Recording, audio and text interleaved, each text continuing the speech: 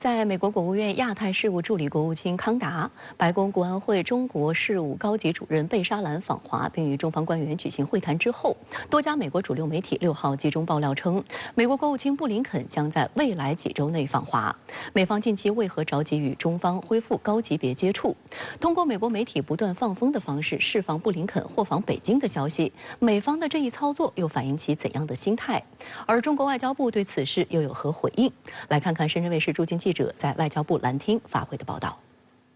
关于你提到的问题，我没有可以提供的消息。7号的例行记者会上，有记者问及美国媒体报道的美国国务卿布林肯近期将访华的消息时，外交部发言人汪文斌作出上述回应。深圳卫视注意到，美国国务院副发言人对此事的表态与中方差不多。As it relates to the Secretary's travel, I don't have any updates or on that. I would just note that, as we have previously said, we look forward to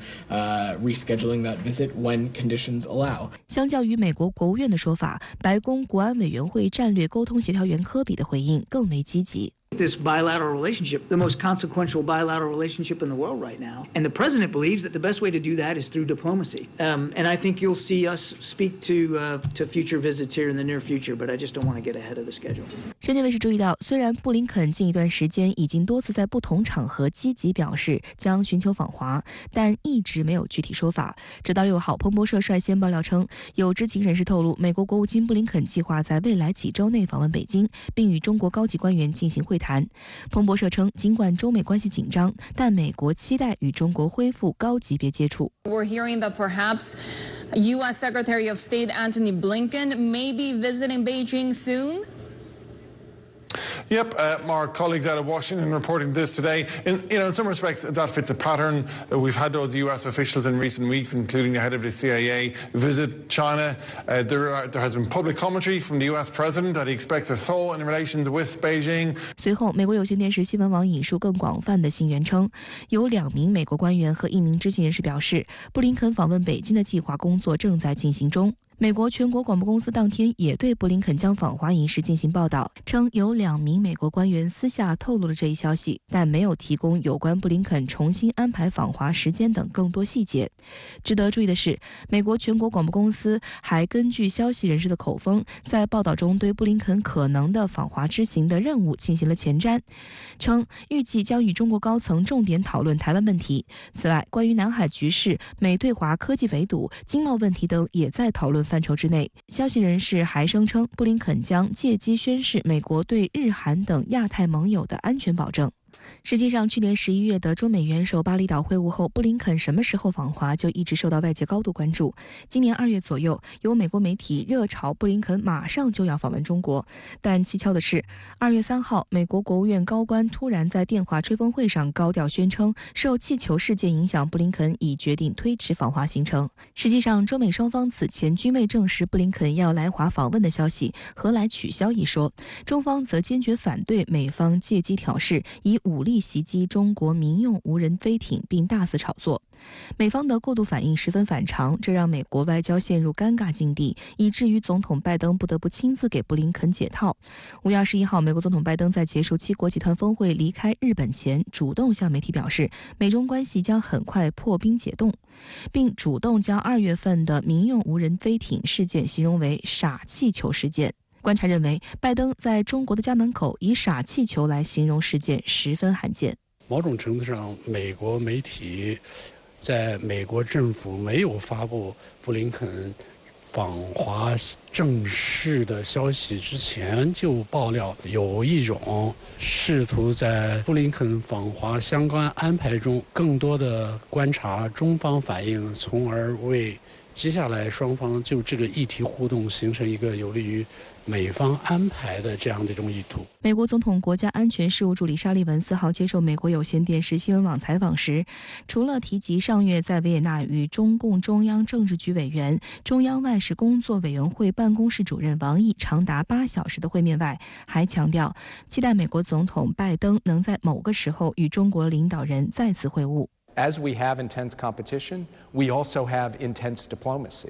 So I just sat down for 2 days with my counterpart, Wang Yi, and talked through all of the strategic issues in our relationship. And we will, I hope, soon see American officials engaging at senior levels with their Chinese counterparts over the coming months to continue that work. And then at some point, we will see President Biden and President Xi come back together again. 外交学院美国研究中心主任李海东向深圳卫视分析，美国是今年11月的亚太经合组织领导人非正式会议的主办国。此外，在印度新德里20国集团峰会上，两国元首都有机会见面。美方的心态现在是很有趣的，之所以示好，很大程度上是因为美方有一些急迫的需要中方帮助美国解决的议题。这些议题可以想象得见，双方在交流中都会谈及。当然，更紧迫的一个问题是，今年 G20 和 APEC 峰会就要召开，双方的元首很可能都会参会。那么在参会之中，双方的元首会不会会晤呢？这就是一个各方观察的问题。但另一方面，中美两军虽然沟通渠道依然保持畅通，但两军高层的接触处于冰冻状态。在刚刚结束的新加坡相会上，中美防长握手但没有会谈，受到国际舆论高度关注。就在美防长奥斯汀在相会讲话的当天，美军中云号和加拿大军舰一起穿航台湾海峡。外界认为，美军企图以爱哭的孩子有奶汁的方式来寻求与中国军方高层接触，显然是个错误。但正在窜访台湾地区的美在台协会主席罗森伯格声称，中美军舰在台海的近距离接触凸显了顺畅接触的必要性。他说，华盛顿和北京必须保持顺畅的沟通渠道，以避免冲突。此外，通过这种沟通，美中也能在可能的情况下，在应对全球挑战方面实现合作。美军最高将领行将卸任的参联会主席马克·米利日前接受美国有线电视新闻网专访时表示，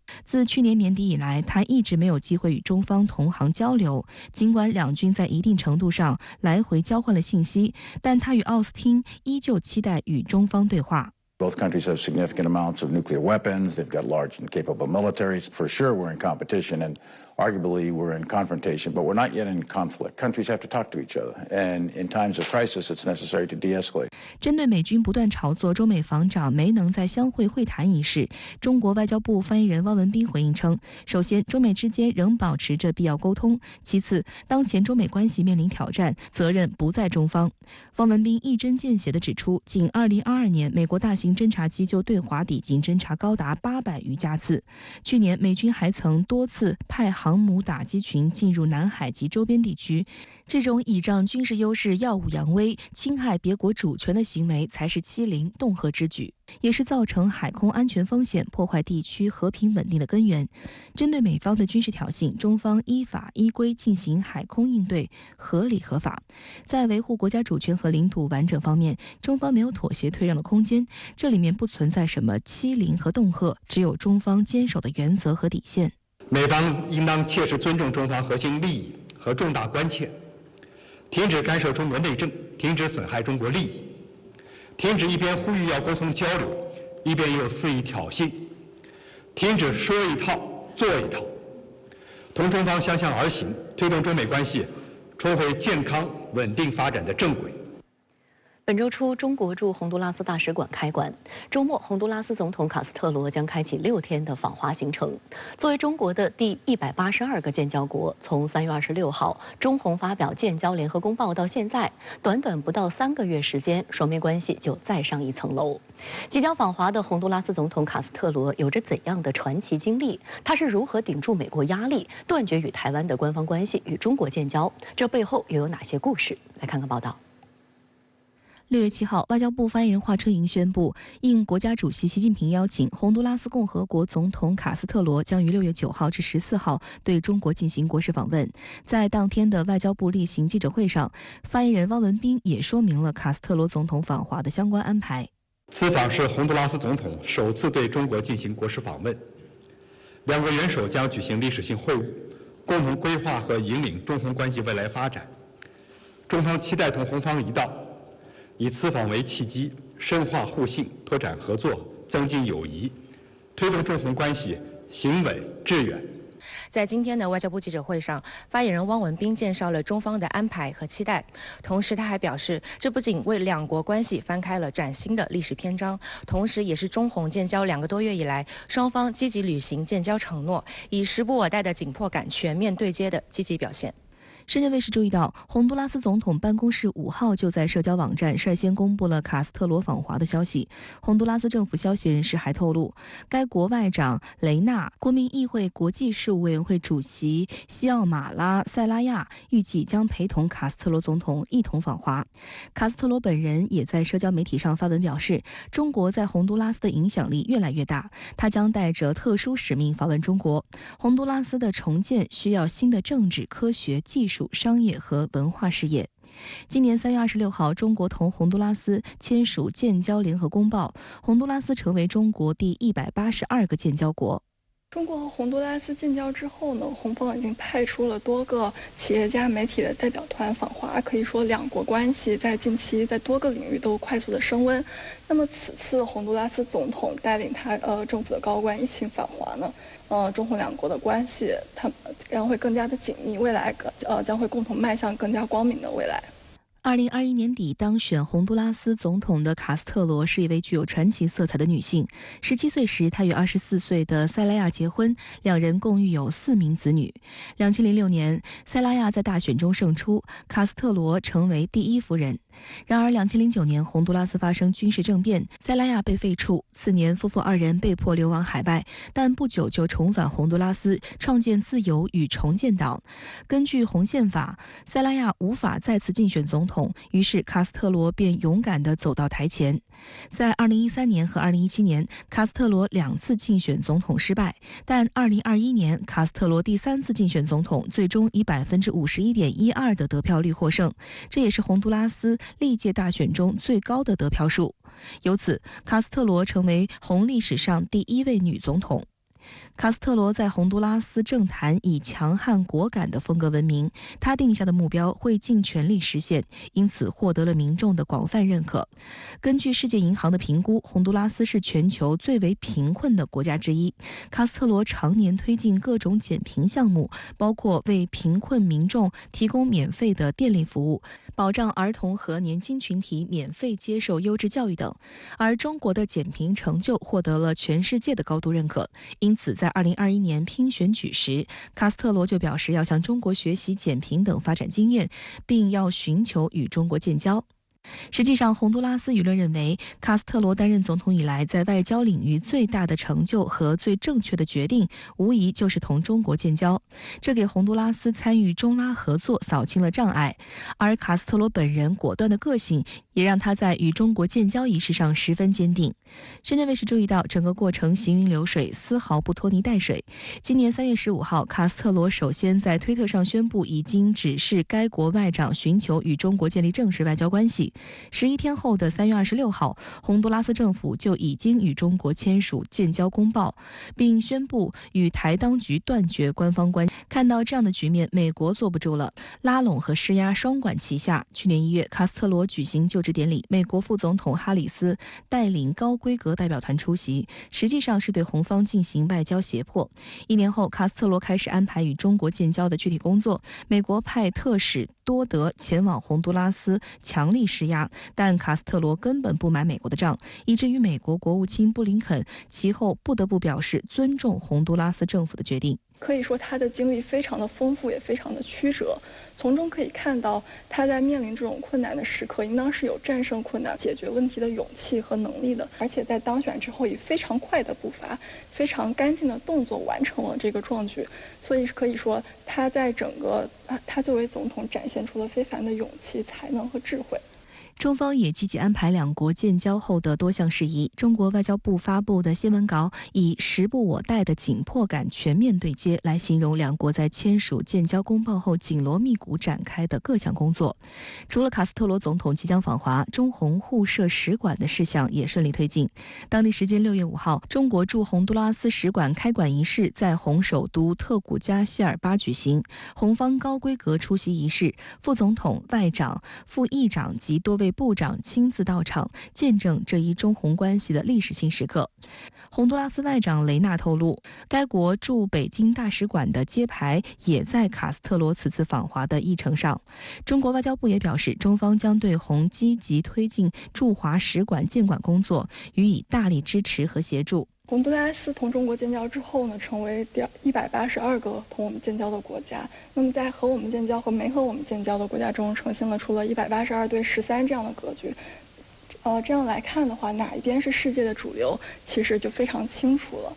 卡斯特罗总统在访华前也宣布了该国首任驻华大使由著名科学家和药理学家蒙卡达出任。雷纳也对媒体证实，中方已经批准。深圳卫视查阅资料发现，蒙卡达博士曾在1998年入围诺贝尔医学奖，他还参与了治疗疟疾、癫痫、偏头痛和癌症药物的开发，并对证明了低剂量阿司匹林在预防心肌梗塞和中风等心血管事故中的作用作出贡献。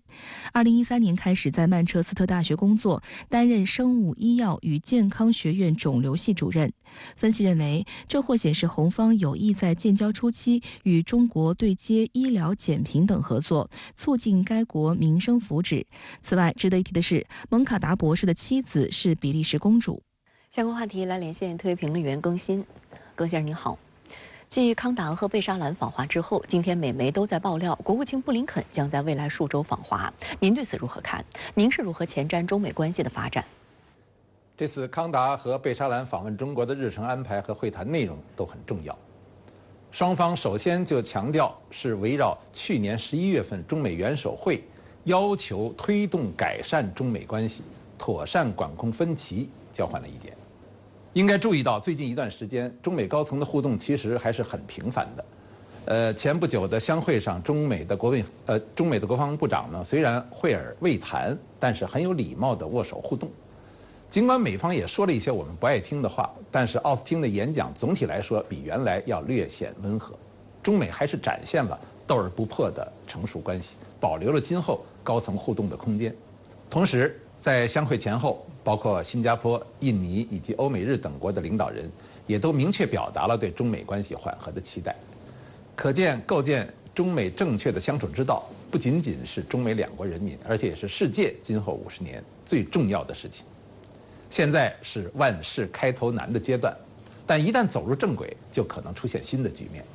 因为中美关系具有一个4位一体的超稳定结构：一是相对均衡的力量关系；2是紧密依存的利益关系；3是高度共有的风险关系；4是元首引领的智慧的成熟的协调关系。在前50年乃至更长的时间里，中方清楚地知道，构建中美之道并非容易之事，也了解美国100年霸权所持有的很多负面的毛病。但是尽管如此，中国也一直不放弃合作是唯一正确选择的中美关系定位。中美之间出现了一些矛盾分歧，或者美方有些过度的挑衅时，中方也一贯坚持不冲突、不对抗、相互尊重、和平共处、合作共赢的基本原则，既坚持原则，又妥善有分寸地把握着中美关系的发展大局。当年邓小平先生在中美关系遇到困难的时候曾说过，中美关系总是要好起来的。今天重温这句话，让我们感到很有现实的分量。洪都拉斯女总统周末访华，中国使馆也在红国隆重开馆。您对此有何观察？洪都拉斯作为第182个邦交国与中国建交，表明了国际大义、人心所向、大势所趋。这不仅符合中洪两国人民的利益要求，而且符合和平发展合作的时代潮流，也符合历史正确的发展方向。我认为中洪建交实际上表明了中国政府的两岸的大政方针又取得了新的进展。新中国建立之后，对台一直有一个内外双轨的一个政策设计。对内就是两岸之间呢，只要是一个中国，就什么都可以谈；而在对外方面呢，涉台政策也一贯是非常清晰的。这就是在联合国2758决议中所提出的3句话：世界上只有一个中国，台湾是中国的一部分，中华人民共和国政府是中国的唯一合法政府。182个邦交国都是遵照这3句话和中国建交的。其实从政策内涵来看双轨方针都是同一个原则，即一中原则。这个原则不仅是二战后国际秩序的重要组成部分，而且也是今天国际社会的普遍共识，是和平发展合作时代潮流的重要基础之一。而这样一个方针表明了中国政府在涉台问题上的实事求是，是原则性和灵活性的结合。最近啊，由于美方特别是特朗普时期的这个霸权焦虑等等，形成了中美关系的一些重大变化，甚至出现了美国搞立法，要对现有台湾的所谓友邦和中国建交出面干预，这是一种非常错误的、既不合情也不合法的做法，是中美关系特别是涉台问题的一个负面变化。不过，洪都拉斯3月决定和中国建交的时候，美国政府虽然派代表到洪都拉斯去交涉过，但事后也并没有采取像特朗普时期那样过分的做法。布林肯呢，在得知这个消息的时候，还正式表示尊重洪都拉斯和中国建交的决定。这说明现在拜登政府和过去特朗普时期的微妙差异，但是这并没有改变美国还在打台湾牌，继续推进以台制华的基本战略。对于洪都拉斯的行动以及后续的积极效应，可能会对中美关系形成怎样的影响？是建设性的推动呢，还是负面的刺激呢？美国能不能从中汲取一些正面的信号？我们还有待观察。明年台湾和美国都有换届选举，在这样一个微妙时刻，洪都拉斯建交所引发的效应，可能不仅限于对拉美国家，而且会对整个中美关系以及两岸关系都形成多面的复杂影响。好的，也谢谢庚先生跟我们共同在线分享你的观点。6月7号，国防部官宣，中俄两军为太平洋西部空域完成第6次联合空中战略巡航第2阶段任务，标志着此次中俄联合战巡圆满完成。值得注意的是，日本和韩国就这一中俄年度合作计划的一部分说3道4，但实际上频频在区域挑事的是美国及其盟国，他们大搞双边和多边军演，是危害地区安全局势的根源。观察指出，中俄联合巡航表明两国维护亚太地区的和平和稳定的坚定决心。中国国防部发布消息，6月7号，中俄两军为太平洋西部空域完成第6次联合空中战略巡航第2阶段任务。此前一天，国防部消息称，根据中俄两军年度合作计划，双方6号在日本海、东海相关空域组织实施第6次联合空中战略巡航。观察认为，中方保持高度开放和透明的态度，展示了解放军的自信，也防止有关方面误判，体现出负责任大国应有的态度。这次巡航主要还是对外释放，一个是这个中俄之间的这种军事外交关系，这个确实是一直保持着非常之良好的互动和合作。那么这个中俄的战略巡航也是成为了一个这个既定的项目。深圳卫视记者注意到，针对此次中俄联合战略巡航，韩日两国也做出了不同反应。据韩联社报道，韩国联合参谋本部表示，4架中国军机和4架俄罗斯军机于当天依次进入韩国南部海域和东部海域的所谓防空识别区，但未侵犯韩国领空。韩国军方称，对飞入防识区予以警告后，中方通过军用直通热线回答正在进行正常演习，俄方没有应答。韩方没有公开此次进入防空识别区的中俄军机机型。相比较之下，日本防卫省统合幕僚监部6号晚间发布了中国军机及俄罗斯军机动向的图文通报。通报中称，从6月6号上午到当天下午，日本方面确认到2架中国轰6轰炸机从东海进入日本海，在日本海与2架俄罗斯图95轰炸机会合，其后共同飞行南下进入东海。此外，在轰炸机编队于东海共同飞行之际，还观测到2架推定是中国战斗机的飞机与其会合。时事评论员朱江明向深圳卫视分析，尽管美国近期大力撮合美日韩3角军事同盟，但两国在面对中俄联合空中战略巡航时，仍表现出不同的温差。作为韩国来讲，它的这个美日韩同盟呢，实际上它是最后一个板块。之前呢，他对这个事情不太积极。那么现在呢，作为新入伙的这个小兄弟，他肯定是表现得更为积极一些。那么日本呢，因为离他来讲相对稍微这个区域远了一点，然后日本呢，作为这个一个比韩国还是要实力强一些的国家呢，那么他也不需要表现出那么强硬的态度。那么所以他呢，就只是说做一种这个情报上的描述。没有做出太多的这个直接应对行为。值得注意的是，这次中俄联合空中战略巡航的几乎同一时间，美国、日本和菲律宾于6月1号至7号在菲律宾巴丹省附近海域举行演习，这是3国首次在南海进行联合军演。近段时间以来，美军频频前来中国家门口秀肌肉，解放军果断采取了警告驱离措施。尤其是最近呢，这个周边的情况比较复杂。也有很多的新的这个安全形势的变化，所以说这个中俄两国呢，进行这种战略巡航呢，也是对外表示说，这个我们2个国家这个将会坚定不移的维护亚太区的这个和平和稳定。需要指出的是，近期日本和北约都声称，北约将在日本东京设立一个联络处。之前，日本日经新闻还爆出很可能该机构的场地和雇员费用由日本政府承担的消息，但北约内部出现了反对北约将手伸得太长的声音。英国金融时报5号援引8名知情人士的消息称，法国总统马克龙反对北约在东京开设联络处，认为北约应该专注于北大西洋地区。一位法国官员解释称，巴黎认为北约宪章要求其将地理范围限制在北大西洋。该官员还认为，在俄乌冲突之际，北约在日本设立联络处可能会破坏欧洲在中国的信誉。深圳卫视注意到，作为北约理事会成员国，法国有权否决北约在东京开设联络处。6号上午，在日本内阁记者会上被问及上述报道时，日本外相林芳正仅作出北约内部正在进行相关讨论的答复，并拒绝就此事可能对未来国际局势产生的影响做出任何预判。观察认为，马克龙的担忧不无道理。在欧洲，北约没能阻止俄乌冲突的爆发，导致欧洲大陆时隔70多年重燃战火，而以北约的军队规模不足以干涉亚洲事务。实际上，在北约内部，主导北约的美国与欧洲大国之间的矛盾一直是公开的秘密，双方经常通过互相放话来试探水温，谋取利益。法国曾表示，北约已经脑死亡，而美国也曾扬言要从德国撤军。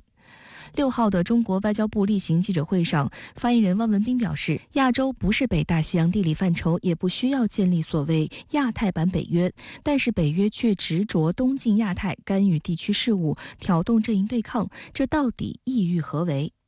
北约在这个问题上应该保持头脑清醒，日本也应做出符合地区稳定和发展利益的正确判断。对中俄两军在日本海、东海相关空域进行的联合空中战略巡航，您又是如何观察呢？在俄乌两军打得不可开交的时候，也就是有些媒体所说的敏感时刻，中俄两军呢仍旧在日本海、东海相关空域实施年度联合空中战略巡航，说明了两军呢合作的自信，两军战力的自信，两军维护地缘战略平衡的自信。首先呢，我们来看两军合作的自信。尽管俄罗斯与乌克兰发生军事冲突，美西方呢一边倒的支持乌克兰，提供军援，对战争推波助澜，但是呢不会影响中俄军事合作。美西方的舆论战、信息战也不会动摇中俄有原则的军事合作。其次呢是两军战力的自信。这次中俄战略巡航反映出俄军的战力仍在，可以应对2场战争。美西方的制裁和俄乌军事冲突的消耗呢，对俄军的影响有限。就解放军而言呢，也能对自身战力和技能自信心满满。解放军呢，刚刚拦截了美军的战机、战舰，虽然呢被美方污蔑为不专业、不安全，但是外界呢就更加能够注意到呀，解放军无论是海军还是空军，都是训练有素，震慑力很强。而这次战略巡航中呢，解放军战机进入日本海，与韩国战机空中相遇，表现得非常专业，非常安全。最重要的一点是，中国防长在新加坡相会演讲时再度重申，中国军队呢为维护国家主权和领土完整，会毫不犹豫，不畏惧任何对手。而这次战略巡航呢，就是证明，军演所选择的空域显然呢是有针对美日韩军事联盟的意味。解放军呢潇洒的说句，并非针对第三方，精神焕发，激情奋飞。再次体现出中俄两国对维护地缘战略平衡的自信。在中俄呢进行战略巡航前，美国、日本和菲律宾在南海举行首次3方联合演习，针对的就是中国。那中俄呢就在东北亚进行联合战训，来对冲美日菲的张狂，形成南北平衡。另外美日韩今年呢加强了军事合作，美日菲也加强了军事合作，试图形成对台湾的所谓南北夹击之势。中俄军事合作呢，则在日韩的北部设了卡，同时呢，解放军在日韩南部海域和空域经常性的穿梭，那么就打断了美日韩对台湾的威胁，并且形成对美日韩的包抄态势。大国间的游戏呢，就是这么玩的，平衡着地缘战略，维护着区域和平。好的，谢谢陈先生跟我们共同在线分享您的观点。谢谢。当地时间6号，伊朗公布了一款名为法塔赫的高超音速导弹。据称，这种导弹可以在地球大气层内外机动，穿透导弹防御系统。伊朗为何在与美国就德黑兰核计划问题保持高度紧张情况下，当众公布法塔赫，甚至还将其定在与伊朗驻沙特大使馆重新开馆的同一天？其中有何联系？来看看报道。伊朗媒体6号报道，伊朗总统莱西、伊朗伊斯兰革命卫队总司令侯赛因·萨拉米和其他高级官员参加了当天的法塔赫揭幕仪式，为导弹模型揭开面纱。当天晚些时候，伊朗媒体公布了据称展示导弹试射的录像。伊朗总统莱西表示，新的高超音速导弹将成为该地区国家的持久安全与和平的钥匙。他旨在支持伊朗人民和世界上被压迫的人民，让其免受坏人和外国侵略。It is for deterrence. We build this missile so that our enemies don't even think about any acts of aggression against us. This unveiling has a message of security for all in the region, not just Iran. 据伊朗官方媒体报道，法塔赫的移动速度最大可达15马赫，最大射程可达到1400公里。此外，法塔赫还配备了可移动的次级喷嘴，并使用固态火箭推进剂，使其能够达到高速，并在地球大气层内外进行各种机动。以色列耶路撒冷邮报报道称，伊朗官方宣布高超音速导弹研发的消息，正是在去年11月伊朗导弹之父穆加达姆殉难11周年之际。伊朗公布法塔赫高超音速导弹的时机点十分敏感，由于和谈判陷入僵局，目前美伊双方都是剑拔弩张。当前呢，其实伊朗面临的一个最大的外交议题呢，就是想要敦促美国解除对它的经济制裁。那么伊朗选择在这样一个时机公布法塔赫，其实有一点以进为退的策略的意味。那么也是为他未来呢，在这个核谈判当中，为自己争取更多的谈判的这个筹码和议价的空间做准备。外界注意到，就在法塔赫高超音速导弹亮相的同一天，伊朗驻沙特使馆举行了重新开放仪式。伊朗副外长比格德利、沙特副外交大臣优素福等官员参加，中国等多国代表应邀出席。沙伊两国都对中国的成功斡旋表示感谢。沙特与伊朗2016年断交，在中国斡旋下，沙伊两国于今年3月在北京达成历史性和解。4月，沙伊双方签署联合声明，宣布即日起恢复外交关系。From the China and the other countries who have a role to find the make way to find Iran and Saudi Arabia understand each other and started their relation and reopening their relation. Alhamdulillah, the China also have a good efforts and cooperation in this ways. 实际上呢，在这个沙特和伊朗的和解过程当中，中国所发挥的最重要的一个作用呢，就是促进沙特和伊朗的握手言和走完这最后1公里。那么，之所以是中国能够承担这样的一个作用和使命呢，那么一方面是因为中国在中东地区的外交传统就是呢只交友不树敌，不选边站队啊。那另一方面呢，也是因为在中东地区的这个常年的乱局当中，中国呢目前所提出的以发展促和平呢，更加符合目前中东各国的实际。